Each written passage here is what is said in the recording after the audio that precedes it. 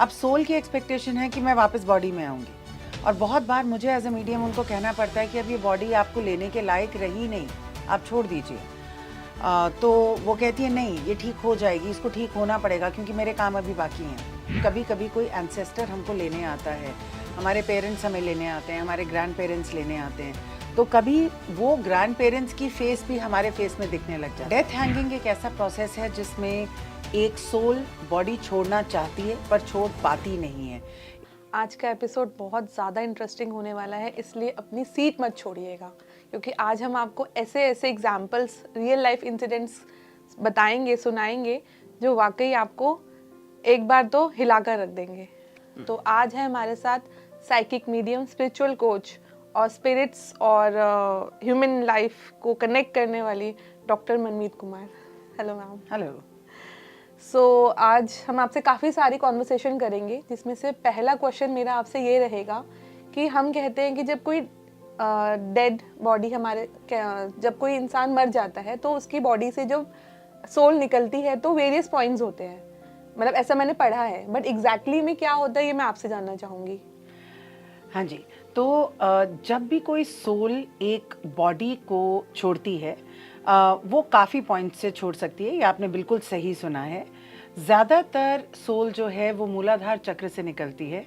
और यही कारण है कि डेड बॉडी के टोज जो होते हैं उनको बांध दिया जाता है कि सोल अब निकल गई है, अब इसके अंदर वापस कुछ प्रवेश नहीं कर सकता। कई लोगों की सोल उनके क्राउन चक्रा से भी निकलती है, जो मैंने पर्सनली देखी भी है। एक छोटी सी लाइट आती है और वो लाइट को आप देख सकते हैं, स्पेशली जो लोग क्लेयरवॉयंट होते हैं। इस केस में उनकी फैमिली ने भी देखी थी। अच्छा, फैमिली ने भी देखी थी। हाँ, निकलते एक छोटी सी लाइट निकलती है और थोड़ी देर तक वो वहाँ पे फ्लिकर करती है और उसके बाद जैसे वो गायब हो जाती है। ओके। तो यहाँ से निकल सकती है। और जहाँ से भी आप सोचते हो कि सपोज किसी को गन शॉट का वूंड हुआ है, तो वहाँ जहाँ वूंड है वहाँ से सोल निकलेगी। किसी को बैक में अगर किसी ने छुरा घोंप के मारा है तो उसकी बैक से सोल निकलेगी। तो उस वूंड को बंद करना बहुत ज़रूरी है। जो इजिप्शियंस होते थे, जब उनके किंग्स मर जाते थे तो वो उनको एक प्रॉपर ऑयल्स में अनॉइंट करते थे। अब ऐसा तो नहीं होता, लेकिन हॉस्पिटल वाले भी जब कोई जख्म होता है उसको बंद कर देते हैं। उसको, उस बॉडी को जलाने से पहले हमें उस एरिया को हल्दी से सर्कल कर देना चाहिए जितनी जल्दी हो सके, ताकि हल्दी एक ऐसा एजेंट होती है जो आत्माओं को रिपेल करती है, उनको आने नहीं देती। तो जो भी कोई किसी का वूंड होता है वहाँ हमें जल्दी से जल्दी उसके ऊपर हल्दी का लेप या उस एरिया को हल्दी से कवर कर देना चाहिए। तो सोल किसी भी पॉइंट से निकल सकती है, लेकिन हम सारे पॉइंट्स बंद कर देते हैं। नाक के अंदर रुई डाल देते हैं, मुंह तो बंद ही होता है, और टोज बांध देते हैं ताकि मूलाधार बंद हो जाए, और सर ढक देते हैं ताकि क्राउन चक्रा जो है वो बंद हो जाए। तो आत्मा कहीं से भी निकल सकती है, लेकिन जहाँ से आत्मा निकलती है, इंसान का वही चक्र अगले जन्म में एक एरिया ऑफ वीकनेस रहता है। अच्छा। जैसे अगर किसी की गन शॉट से वूंड हुई है और यहाँ पे गन शॉट है, तो वो जब अगले जन्म में पैदा होगा तो उसका थर्ड आई चक्रा जो है वो वीक रहेगा। तो काफ़ी लोग, अगर आपने देखा हो कि पास्ट लाइफ की मेडिटेशन में ये भी बोलते हैं, या जिन लोगों को हमेशा बैक में एक पॉइंट पे दर्द रहता है, ऐसे लोग अपनी पास्ट लाइफ में जाके देख पाते हैं कि उनको उस पॉइंट पे मारा गया था। तो आत्मा के निकलने के अलग अलग तरीके हैं। ये एक पूरी साइंस है, चक्रास की साइंस, मीडियमशिप की साइंस, सोल की साइंस, आकाशिक रिकॉर्ड्स की साइंस, और ये काफ़ी चीज़ें जो हैं वो कनेक्टेड है।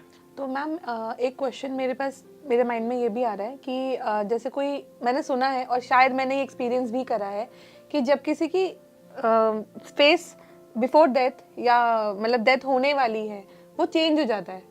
लाइक अभी एक रिलेटिव थी, लाइक मेरे हस्बैंड की दादी थी, मैं पर्सनल एक्सपीरियंस बता रही हूँ आपको। तो उनका, जब मैं उनसे 2-3 दिन पहले मिली थी ना, तो मुझे पता नहीं क्यों लग रहा था कि अब मतलब मैं meeting for the last time, क्योंकि उनका फेस मुझे एकदम चेंज लगा, उनके दांत मेरे को चेंज लगे। तो ऐसा होता है या मेरा वहम था ये? नहीं, ऐसा होता है। इनफैक्ट डेथ से 72 आवर्स पहले से कुछ ऐसी प्रोसेसेस हमारी बॉडी में शुरू हो जाती हैं जिसकी वजह से हमारे फेशियल फीचर्स जो हैं वो बदलने लग जाते हैं। कुछ एनर्जीज हम छोड़ना शुरू कर देते हैं, जैसे कि अगर हम जिंदगी भर, सब लोग कंट्रोलिंग होते हैं, सबको लगता है कि हमारी तरह से चीज़ें हों, ओल्ड लोग भी कंट्रोलिंग होते हैं। तो जब एक तरीके से आत्मा को पता चलना स्टार्ट हो जाता है कि मैं अब जाने वाला हूँ, तो बहुत कुछ वो धीरे धीरे लेट गो करने लग जाते हैं। कुछ लोग अपनी फैमिली से अपने आप को डिस्कनेक्ट करना शुरू कर देते हैं, कुछ लोग केवल पार्टी करना शुरू कर देते हैं। डिफरेंट तरीक़ों से लोग रिएक्ट करते हैं, लेकिन उसकी वजह से बहुत बार ऐसा देखा गया है कि फेशियल एक्सप्रेशंस चेंज हो जाते हैं। कभी आपको वो ये भी कहेंगे कि खुश रहो, ऐसा करते रहना। आपको नहीं पता और उनको भी नहीं पता कि अब उनकी डेथ का टाइम आने लग गया, लेकिन उनकी सोल को ये बात पता है। तो जो आपका क्वेश्चन है कि फेशियल एक्सप्रेशन चेंज हो जाते हैं, वो बिल्कुल ठीक है। अगर आप उस समय उनसे ये भी पूछोगे कि आपको कैसा लग रहा है, तो वो आप बोलेंगे कि मुझे बहुत फ्री लग रहा है, मुझे लग रहा है कि अब अटैचमेंट कम होती जा रही है। तो वो भी आपको अपनी तरीके से ज़रूर बताएंगे कि उनको थोड़ा डिटैच, थोड़ा ईजी, थोड़ा फ्री हो जाते हैं। जो लोग बेड पे होते हैं, अगर आप उनको लास्ट 48 आवर्स में देखो, उनके फेस 3 या 4 बार चेंज होते हैं। और ऐसा भी कहते हैं और ऐसा होता भी है कि कभी कभी कोई एंसेस्टर हमको लेने आता है, हमारे पेरेंट्स हमें लेने आते हैं, हमारे ग्रैंड पेरेंट्स लेने आते हैं, तो कभी वो ग्रैंड पेरेंट्स की फेस भी हमारे फेस में दिखने लग जाता है। तो जो जिनकी डेथ होने वाली होती है, वो ये भी कहेंगे कि मेरी मम्मी लेने आई हैं, और जो उनके साइड पे होंगे वो कहेंगे हाँ बिल्कुल नानी की तरह लग रहे हो। तो फेशियल एक्सप्रेशंस ज़रूर चेंज होते हैं डेथ से पहले। तो कई बार बॉडी में से सोल निकलना ही नहीं चाहती है, मतलब आप एकदम, मतलब बिल्कुल डेथ बेड पे हो आप, कभी भी हमें लगता है कभी भी आप जा सकते हो, बट स्टिल आप महीना, 2 महीना, 3 महीना सर्वाइव कर जाते हो, और बहुत बुरी कंडीशन में। ऐसा नहीं कि आप बड़े खुश हो, आप वेंटिलेटर पे भी हो, आप इंजेक्शंस में भी जा रहे हो, बट सोल बॉडी नहीं छोड़ रही है। फैमिली वाले प्रे कर रहे हैं कि अब एटलीस्ट इनको रिलैक्स मिल जाए, लेकिन नहीं मिल पा रहा है। तो ऐसा इनके इसमें भी कर्मा का कोई रोल होता है या सोल का इम्पोर्टेंस है? इस प्रोसेस को डेथ हैंगिंग कहते हैं। डेथ हैंगिंग एक ऐसा प्रोसेस है जिसमें एक सोल बॉडी छोड़ना चाहती है पर छोड़ पाती नहीं है।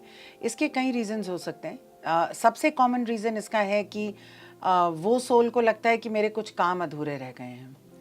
तो अगर मैं आ जाऊं तो मैं ये इन्वेस्टमेंट कर दूं, मैं ये घर बेच दूं, मैं इसको ये प्रॉपर्टी इसके नाम कर दूं, कोई काम जो उनके अधूरे रह गए, इसकी वजह से होता है। दूसरा इसलिए होता है क्योंकि सोल वेट करती है। एक मेरी क्लाइंट हैं जिनकी वेंटिलेटर पे डेथ हुई थी, और 1 महीने तक वो वेंटिलेटर पे रही, और हमें ये बाद में पता चला जिस दिन उनकी डेथ हुई इससे 2 दिन पहले ही उनके कमरे में जितना भी उनका गोल्ड था और कैश था पर्स में, वो चोरी हो गया। वो चोरी होते ही उनकी सोल रिलीज हो गई। तो कई बार हमारे कुछ कर्मास अधूरे रह जाते हैं, और वो सोल चाहती है कि किसी तरीके से वो उनके यहाँ रहते रहते ही पूरे हो जाएं। उनको उस लड़के को जिसने चोरी की होगी कुछ देना होगा जो वो इस लाइफ टाइम में नहीं दे पाई, तो वो वेट कर रही थी कि वो उतना ले ले। तो एक ये होता है। एक ये होता है कि कभी कभी सोल बहुत स्ट्रांग होती है और बॉडी बहुत वीक पड़ जाती है, और ये अचानक से होता है। फॉर एग्जाम्पल, किसी को कैंसर है, अचानक से उनकी बॉडी बहुत वीक पड़ गई, या किसी का कोई ऐसा ऑपरेशन हुआ जिसके बाद बहुत ज़्यादा वीकनेस आ गई जो एक्सपेक्टेड नहीं थी। अब सोल की एक्सपेक्टेशन है कि मैं वापस बॉडी में आऊँगी, और बहुत बार मुझे एज ए मीडियम उनको कहना पड़ता है कि अब ये बॉडी आपको लेने के लायक रही नहीं, आप छोड़ दीजिए। तो वो कहती है नहीं, ये ठीक हो जाएगी, इसको ठीक होना पड़ेगा क्योंकि मेरे काम अभी बाकी हैं। तो सोल को ये समझाना, एक डेथ स्पेशलिस्ट जैसे मैं हूँ, मैं उनसे बात करती हूँ लास्ट मिनट के ऊपर कि आप प्लीज़ अपनी बॉडी को छोड़ दीजिए।